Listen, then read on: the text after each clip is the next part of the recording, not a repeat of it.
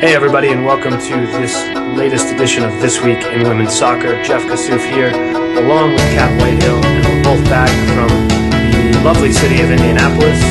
Very quick stays. Cat, how was your trip out there?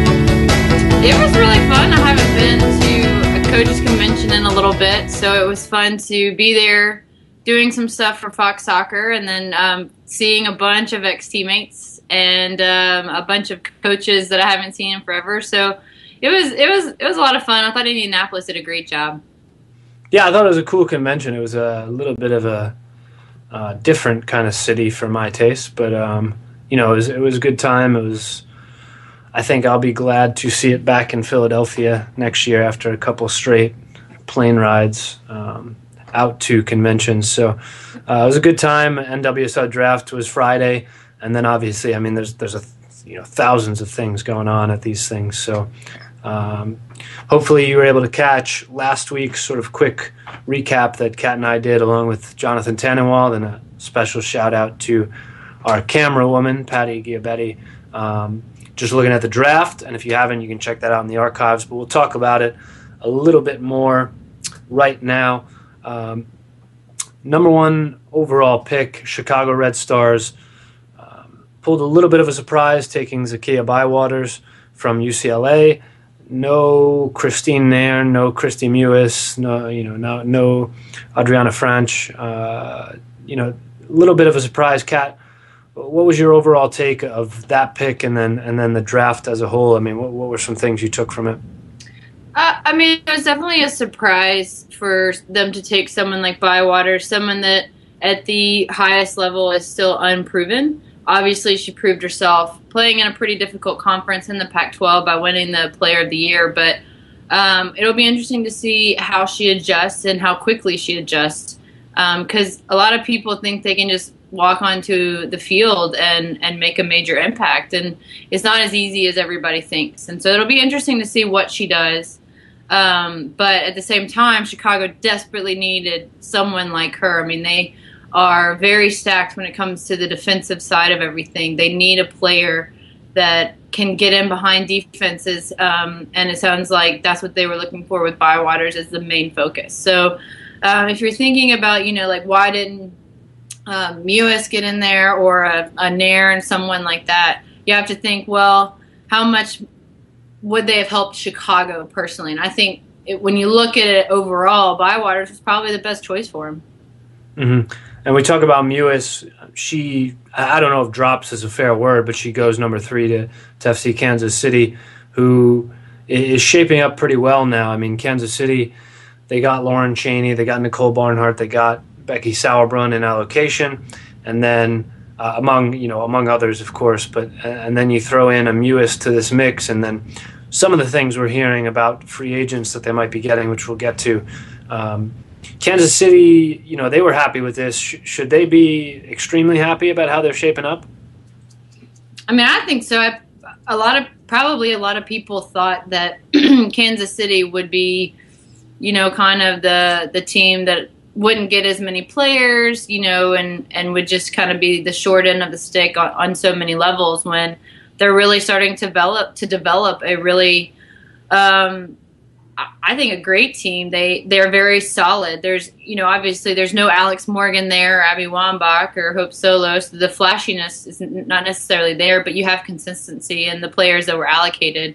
I think their one worry right now is Barnhart and her injury, but when she can step in and play, she's one of the best. So if she can heal up and be ready to play, then they've got a really great, down the center style with Mewis, Cheney, and Sauerbrunn. Mm-hmm. Mm-hmm. Yeah, and I mean, Tiffany McCarty going number 2 to Washington is another pick. She's out of Florida State, but local, growing up to the Spirit. So 1, 2, 3 is Bywaters to Chicago, McCarty to Washington, and then Christy Mewis to FC Kansas City. And just building off of that, Kat, I mean, I think that Kansas City is shaping up to be a bit of a dark horse to me. Like we've said, I think everybody's really touched on it that covers this league. There's not much, really, there wasn't anyway much known about this team, and there's still not much known about how how coaching, how they'll be sort of put together, I guess. But the players that they have right now are pretty solid, and there's the rumors of Sinead Farrelly. Melissa Henderson has tweeted that she's going there.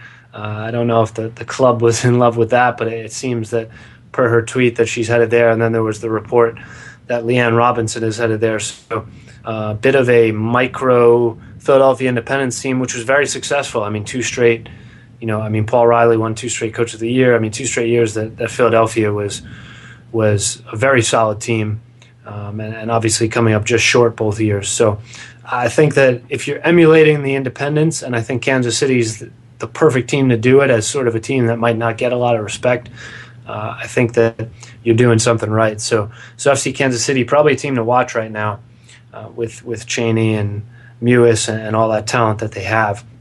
I think the key, though, with what you said and all of that, is that Paul Riley got Coach of the Year those 2 years. So the unknown in all of it is the coach and how he's going to gel the team. And Paul Riley did such an amazing job doing that and making the team believe in each other and really buy into everything he was teaching. I think that's going to be the key onto whether or not Kansas City is going to be successful. Mm-hmm. Yeah, it definitely will be, and that's all just a to be determined. I mean, we'll see. April 13th is kickoff, according to Cheryl Bailey. So we'll see what happens on April 13th, and obviously throughout the season. But we'll keep an eye on that. And then the other sort of big thing to pull out of this draft. I mean, plenty of different points, but Amber Brooks. We wondered, will she get taken? Will she not? I mean, she's going to play in Germany with Bayern Munich, but she does get taken. Last pick of the 3rd round, number 24, to Portland, the North Carolina midfielder who has some defensive capabilities as well, of course. Taken by her old assistant coach, Cindy Parlow-Cohn from UNC.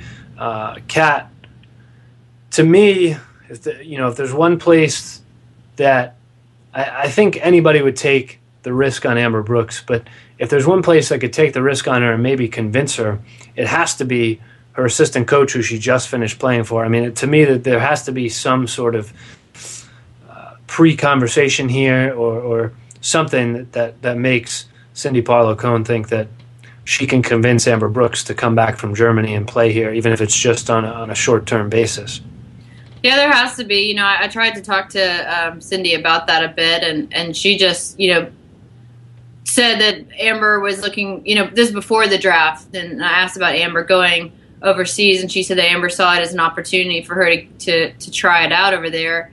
And then we see that Cindy takes her in the 3rd round, and so I found that very interesting, and I completely agree with you.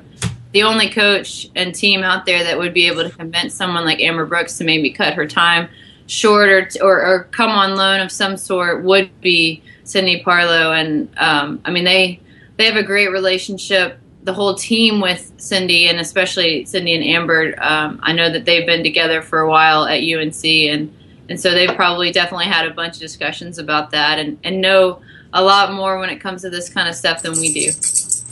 Yeah, and it will be interesting to see how that shakes out, because obviously, I mean, I don't know what the stipulations and the rules are going to be. There could be something that sort of plays a factor in this, but Amber Brooks could certainly still play part of this season in the NWSL on some sort of loan or whatever the word for it's going to be when the German season ends in late May or June.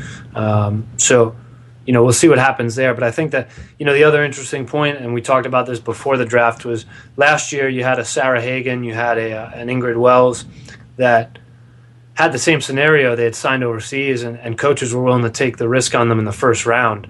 And this year, with no real rosters to speak of yet, or no full rosters, the coaches were not so willing. So pretty interesting that she slid that far down. But again, I don't know if it's fair to call it a slide, because she's already signed up in Germany. So moving on to another topic for Portland, who seems to keep getting stronger, and we can pull some audio on this in the coming weeks, and we'll try and get Cindy on here, I think, too.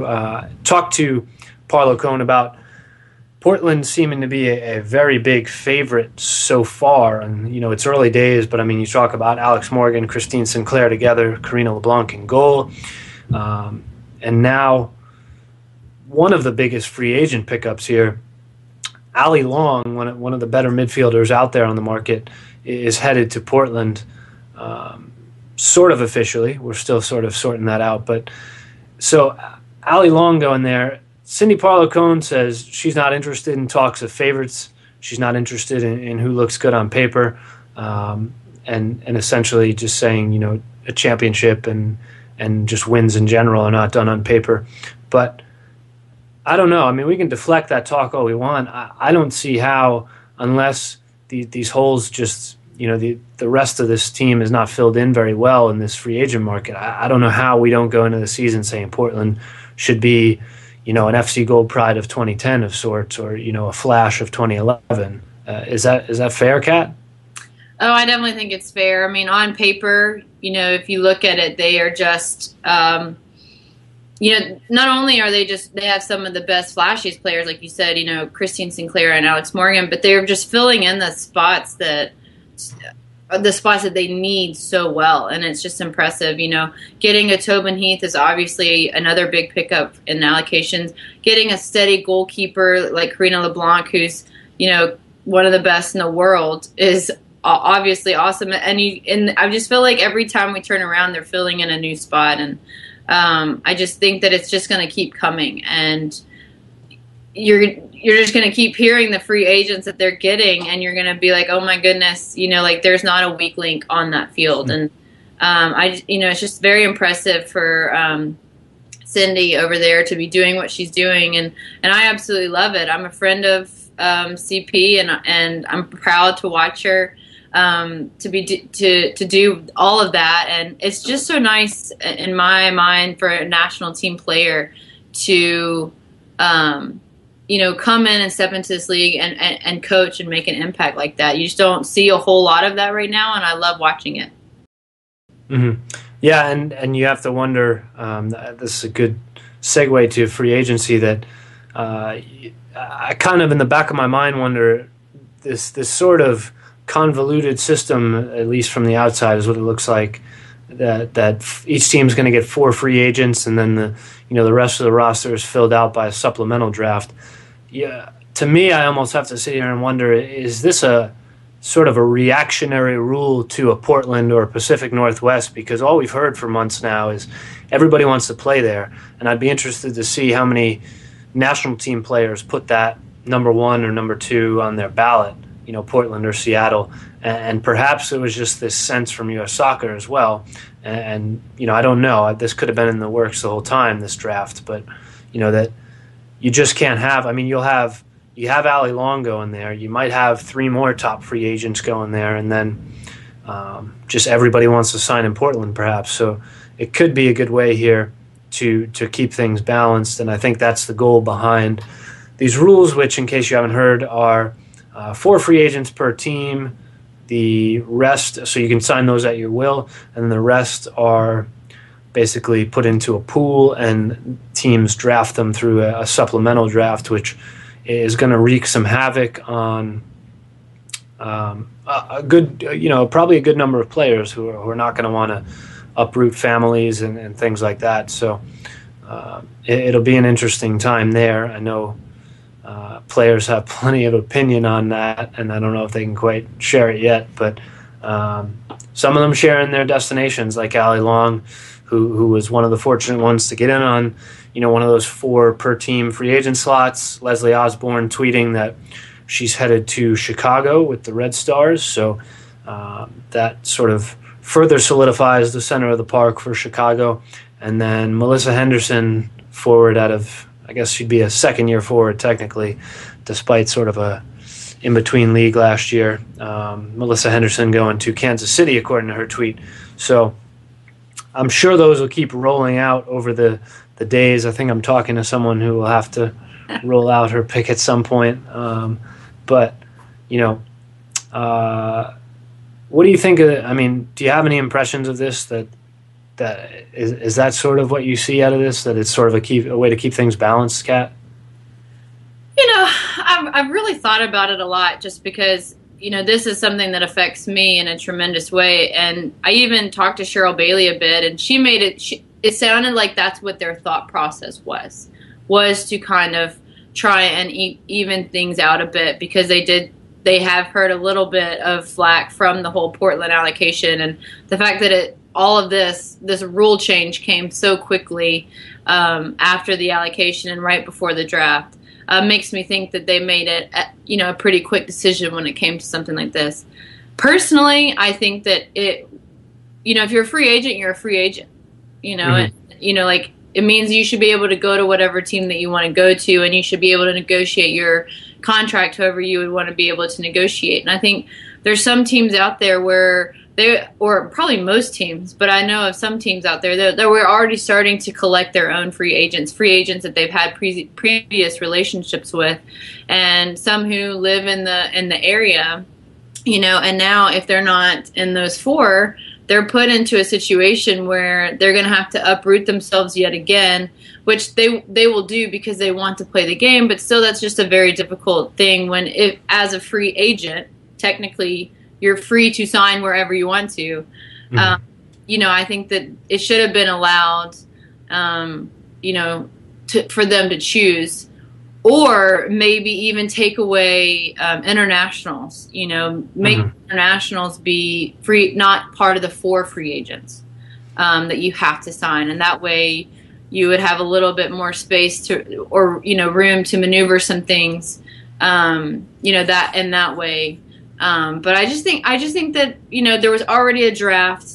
A couple of the free agents out there have already been drafted before. Right. And so to be redrafted yet again, I think it's just a very difficult process. And if, you just hate to be picked last at any, and if you get it twice, from different drafts, even if you're not first picked, you're not considered, in your mind, you're considered last in that way. And I just think it would have just been better if they had just allowed players to sign with players, because if a coach does their work, then they'll get the right players, and the allocations wouldn't necessarily matter anyways, So I don't know. I kind of wish they had just let it be, but I'm just glad U.S. Soccer is a part of it, and they're at least doing something about it. But that's some of those late draft picks have worked out. I think the big example, and this came up, I think, at the draft, maybe. I feel like I was chatting with somebody about this with you as well, with Jordan Angeli being a steal, which was not like last pick kind of a thing, but certainly a later round college draft pick, or not not one of those headline names, but we'll see. I think I think that people.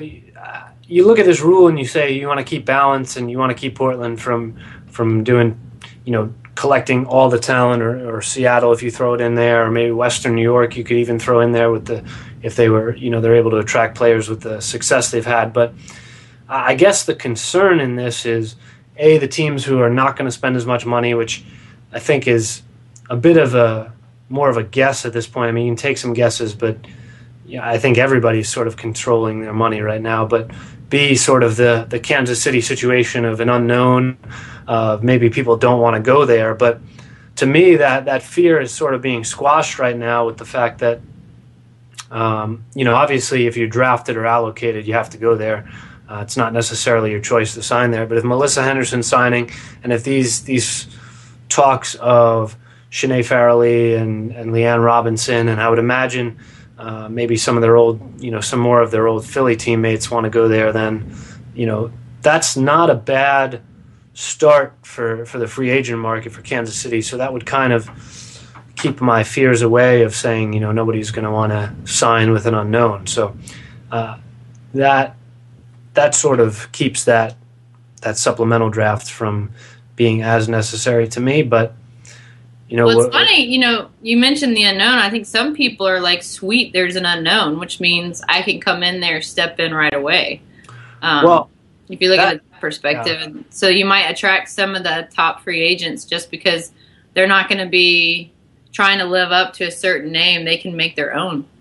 That's surprising to me, though, because, and I don't mean to compare these two. I mean, this is not even an apples and oranges. This is like, apples and boulders or something. But the last time we had an unknown was Magic Jack. So I'm sort of surprised that players. I mean, Lauren Cheney said it on draft day. She's kind of looking forward to a fresh start. And FC Kansas City is by no means anything. I don't want to compare them to that or anything, but just the point of, players went into Boca Raton not knowing what to expect, and they all came out with some really wide eyes and just, I mean, they ran out of that place, most of them. And now you have an unknown, and I don't think, it's completely unfair to compare them to that, but just in the sense of, I would have thought that sort of a situation might have scared some players from, not going to a place where, they can say, hey, I know this coach, I know what I'm getting into, I know this owner, and that's where I feel comfortable. I'm not willing to get into some fiasco, which, again, I don't think it's going to be, but to me that would have been more of a fear, but I guess not. So I mean, I would look more so, I think Magic Jack was just, it wasn't as an unknown as you probably thought it was, because everybody just thought it was the Washington Freedom moving to a different location. I think the unknown was obviously the owner, and that's where the wide eyes came in. I would more so compare a Kansas City situation to maybe an Atlanta Beat situation, where, there is the backing of an owner. You have a quality owner. You have a quality field. They're obviously putting forth the effort. It's just the right coach, whether or not the coach is right. And obviously for Atlanta, that unfortunately did not turn out the way that they wanted to when it came to the coach. But I think that their eyes probably weren't open as wide as a Magic Jack situation, because the owner was who he was. And I think when it comes to an Atlanta, coming in, then you at least have a stable environment. And I feel like Kansas City is much more stable than, say, a Magic Jack. Yeah, no, I definitely don't want to create the impression that I'm comparing the two. I just mean from the sense of not knowing where you're coming from. I guess I see it more from an Atlanta Beat, but I don't know. No, that's fair. I mean, that's fair. You would have that insight more than I do. So I just find it interesting that players are sort of up for that fresh start versus. I mean, there's fresh starts elsewhere too. Portland, Seattle, those are fresh starts. So we'll see, but. Also wanted to throw a couple quick things in there. We should have, like we said, April 13th is supposed to be kickoff, according to Cheryl Bailey, and she also had told me that as early as February 1st we might be able to see a schedule. That could be ambitious because that's closing on us very quickly. But I heard March 11th was the start of preseason. That sounds about right. So all these things are coming up very quickly. Our friend Jenna Pell reported that looking like February 6th for that supplemental draft. So, these things are coming up quickly, and obviously they have to because, everything's sort of changing pretty rapidly. And the season, April 13th is 2.5 months away, basically. So I know when I talked to Cheryl Bailey about the league, she said that she's never been in such a situation where she has to make a decision like that. It's just like so quick, where they're like, what do you think we should do here? And she's like, do this. Like she doesn't really have a lot of time to really sit down and think about it because it's an ever-changing thing for the league. So it'll be interesting. I think that, each week there will be a ton of different rules and stuff like that. So it'll be definitely interesting. Yeah, I think some of these things are just, we need a rule on this. Let's come up with one this week and get it out there to teams. So it'll be interesting to see. I think that we should have some more news shortly, especially on the free agent front. Who knows? That stuff has to get sorted out quickly. So a lot to get to, and we'll keep you updated throughout these weeks and throughout the season and that. So quick shout out. I think I got to throw this out there, Kat. Morgan Andrews, who blogs for us at equalizersoccer.com. I didn't even realize this while I was in Indy. I feel terrible.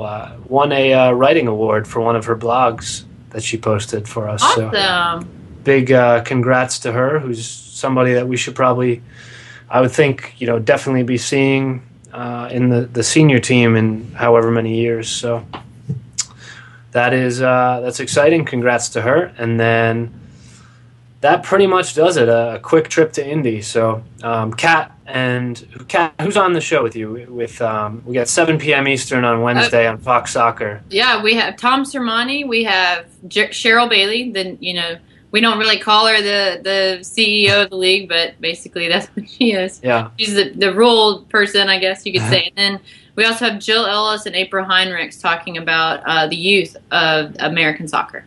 So lots of good guests. Awesome. So that's 7 p.m. Fox Soccer was taped in Indy. So that should be a very good chat. And check out Kat and obviously a great cast of guests there. So until next week on This Week in Women's Soccer, Jeff Kassouf, Cat Whitehill, thanks for joining us, and we'll catch you later.